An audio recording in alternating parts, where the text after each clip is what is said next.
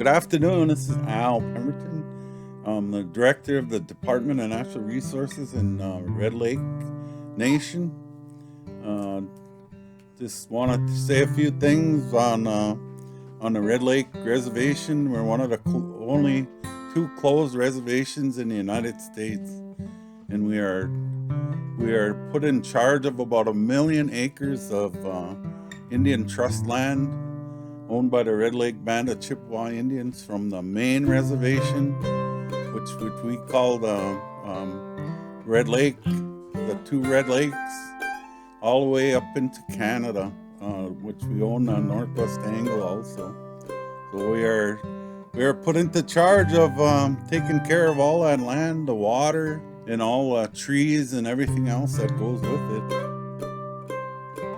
We're not a public law 280 tribe, so we take care of all of our resources on our own. No state agencies can come in and tell us what to do, or with our land. It's the Red Lake Band of Chippewa Indians and the tribal council that make the laws on Red Lake. Importance of water is, we fish. We do a lot of fishing. That's one of the main things in Red Lake that makes us Red Lakers. And we also have the sixth largest lake in the United States. So a lot of people don't know that.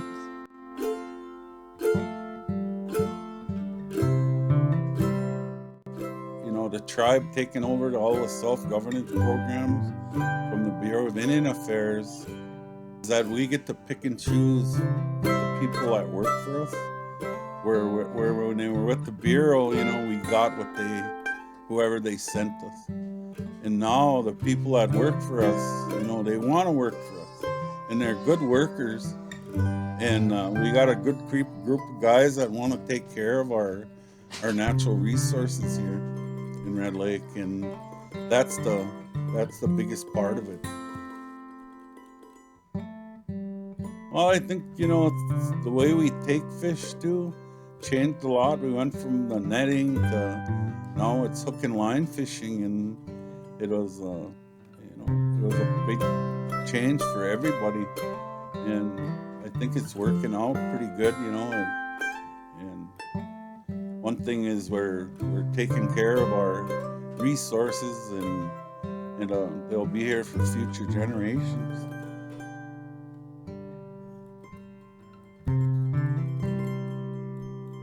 I can just maybe share a couple things. My great grandpa was Peter Graves, and I always kind of tell this story that one of the things my grandma told me, my grandpa said, and that kind of stuck with me, is that why would you want to live anywhere else when you're living in paradise? And that always stuck with me. And a lot of the old people, they said what the lake meant to them.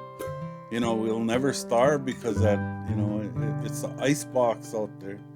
There's food there for us to survive, and we don't have to depend on anybody. So that's what Red Lake, it is. I'm born and raised here, and I'll spend my last days here, and love Red Lake, and it's just the way it is,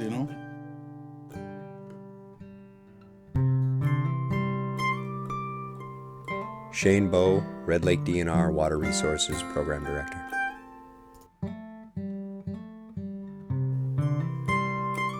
Since 2006, I've had the unique privilege of running the monitoring program for the Red Lake Band.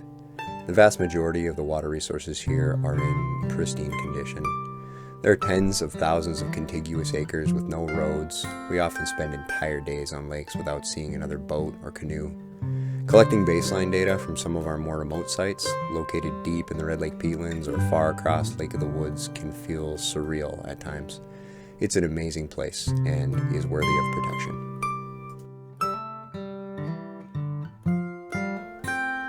The Water Resources Program is tasked with monitoring and protecting the vast water resources of the Red Lake Nation.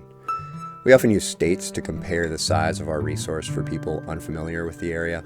At over 840,000 acres held in trust, Red Lake is larger than Rhode Island Those acres are spread over an area similar in size to West Virginia. As a closed reservation, we are the sole agency conducting water quality monitoring on tribal waters.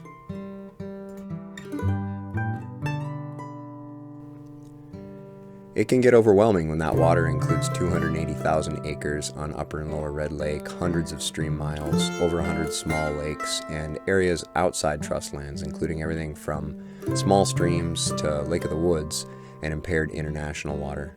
We have 7 dedicated staff members working diligently to cover them all.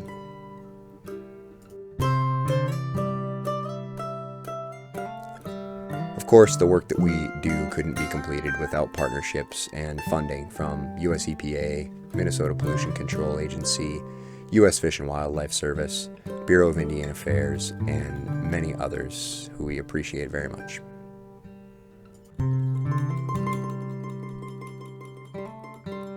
Tyler Oregon, biologist for the Red Lake Band of Chippewa Indians.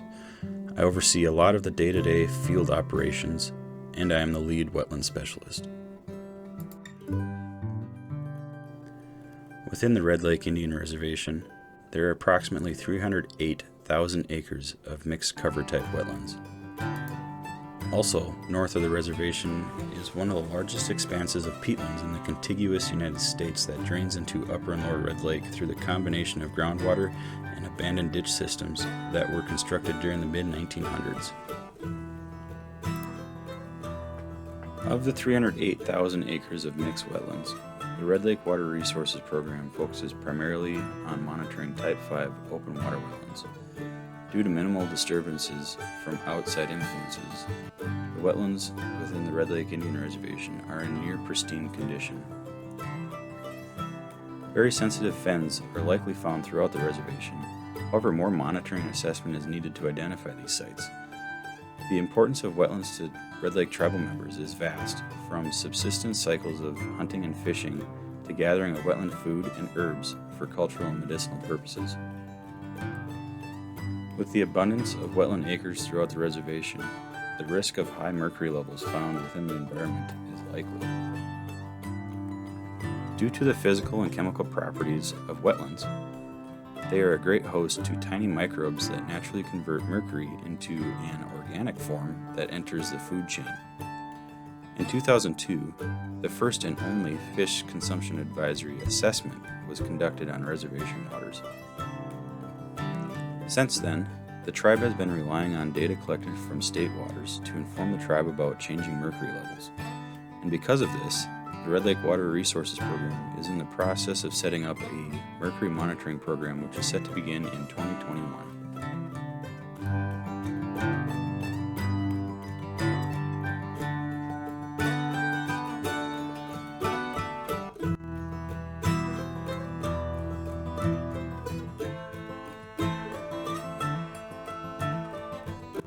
Kayla Bowe, Red Lake DNR Water Resources Biologist.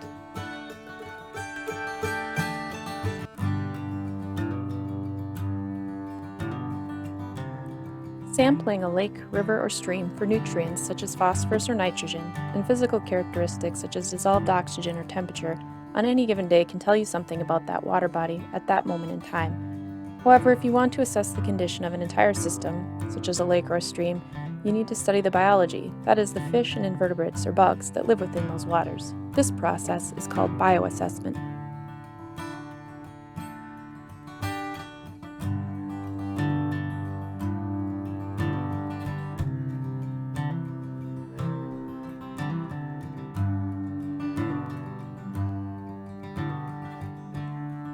The Red Lake DNR Water Resources Program began conducting bioassessments in the late 1990s for a few years. The program was stagnant until I was hired in 2009 to reinvigorate it. At that time, sites were revisited to establish baseline conditions, a starting point for future comparisons. We visited most sites either every year or every other year over a 5-year period, sampling the fish, invertebrates, habitat, and water chemistry. At this point, we determined we could revisit these sites every 5 years to assess for changes.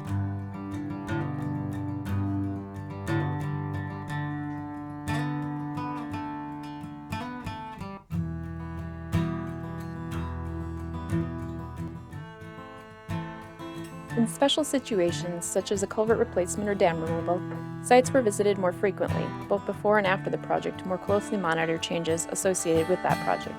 We've had several successful projects on the reservation, including an extensive dam removal and restoration at the Mud River.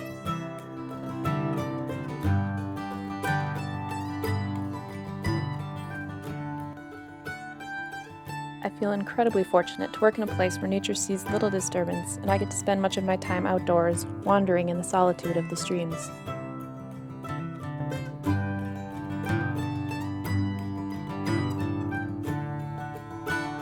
Rick Barrett, water technician. I go out and collect the data during our field season, which consists of collecting water samples and sound readings, either on streams or lakes.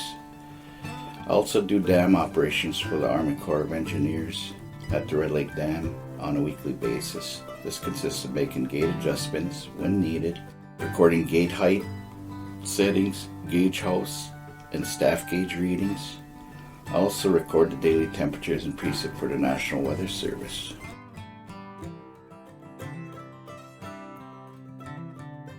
A typical day is busy, always on the move from site to site, whether you're working on streams or lakes. At our stream sites, we're taking parameter readings with the SON, stream flows, taking water samples, and Secchi tube readings. Well, being out in the bog is very interesting. It's a little more challenging because you don't know if you're going to get stuck in the Argo or step in a hole waist deep. It's like walking on a waterbed. Being outdoors, I love it. I wouldn't want to be working anyplace else. I like the sounds of the outdoors. It gives me a calming feeling.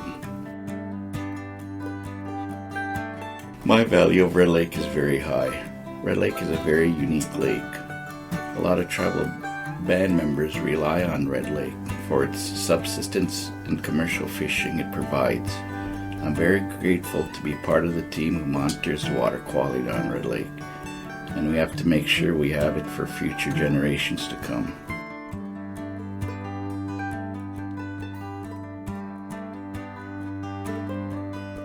Daryl Kobanese, water technician. Sample water from lakes and streams. Getting equipment ready at the office, calibrating sondes. Being outdoors every day. Tell me about sampling the lakes out in the bog. Honestly, give me an honest answer about it. Long, exhausting. Nice to be out there though. So remote of an area. Yeah. How about bugs? Bugs was not fun. Not out there.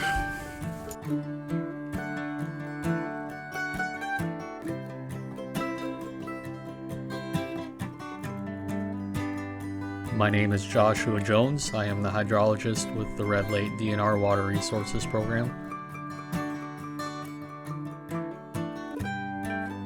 My job is to go out and collect flow measurements of the major tributaries that flow into the lakes.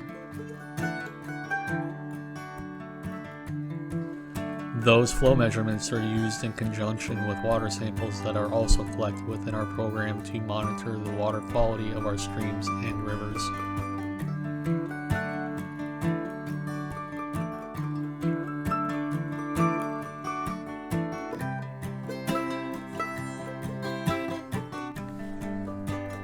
For me personally, when I think about the work that I do, I think about my ancestors who fought so hard to preserve and protect Red Lake for their descendants, and I think about how I have a moral obligation to continue the work that was started by them to also protect Red Lake for the future generations to come.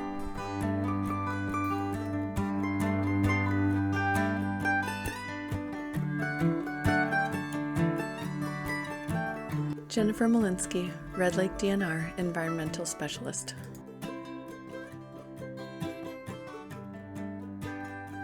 The Mud River watershed is identified as a priority watershed by the Red Lake Band in the EPA-approved non-point source management plan. The Mud River is 22.5 miles long, with just over 9 of those miles flowing through the Red Lake Reservation and emptying into Lower Red Lake. All sections located within the reservation have been successfully connected through the non-point source work that has been completed thanks to EPA funding and the hard work of our partners.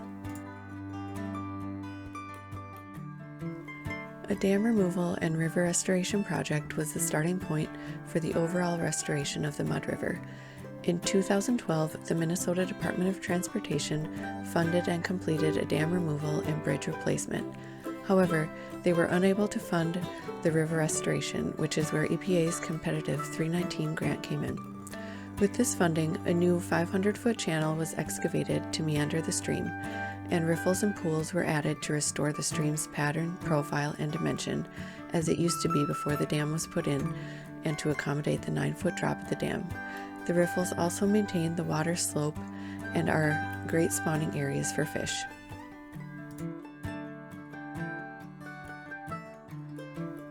We went on to complete several other projects, including culvert replacements and stream bank stabilizations.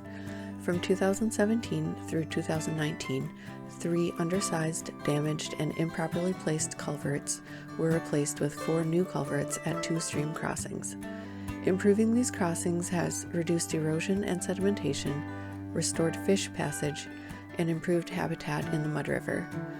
Upstream ponding has been eliminated, and there are no longer annual spring washouts at these crossings. Finally, a groundwater seepage was causing bank sloughing into an area just upstream of a previous restoration project, resulting in unexpected sedimentation and erosion. With the installation of drain tile in 2019 that redirects seeping groundwater, there will be decreased erosion of the bank into the river. Unlike the culvert replacements and dam removal, we do not expect to see major changes overnight, but over time we hope to see an increase in stability.